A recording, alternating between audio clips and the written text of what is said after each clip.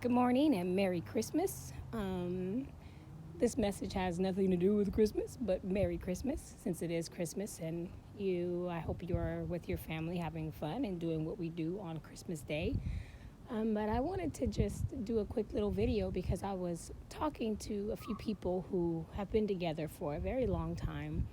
And, I don't ever tell people, you should get married or whatever the case might be.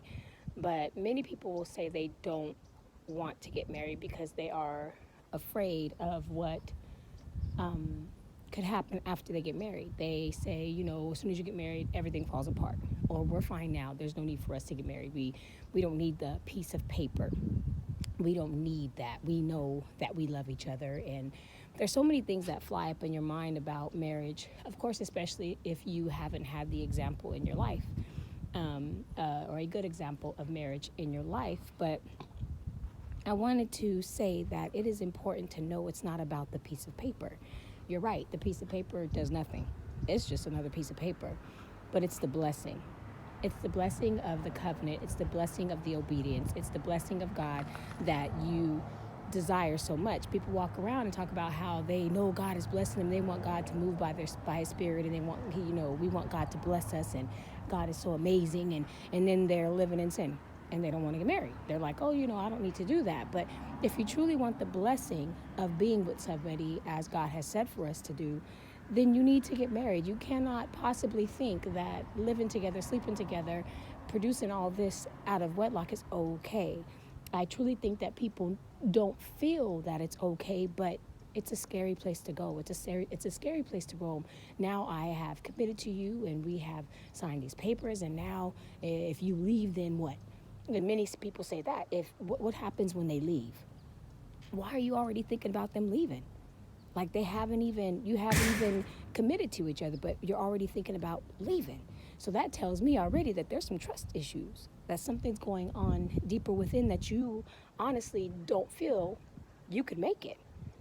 So you have to get to the root of the cause, the root of the situation. Why don't you want the blessing? Why don't you want the blessing of the marriage?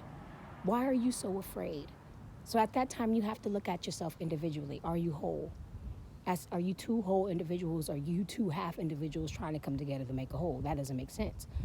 It's not two halves, it's two wholes that come together to make a whole when it comes to marriage.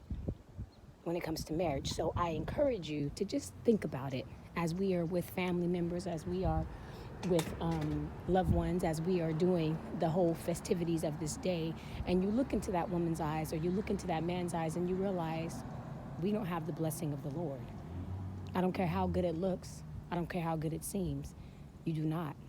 If you're living in sin, if you're living in a life that is pretensive, if you're calling her your wife and she's calling you her husband, but that's not true. It's a lie.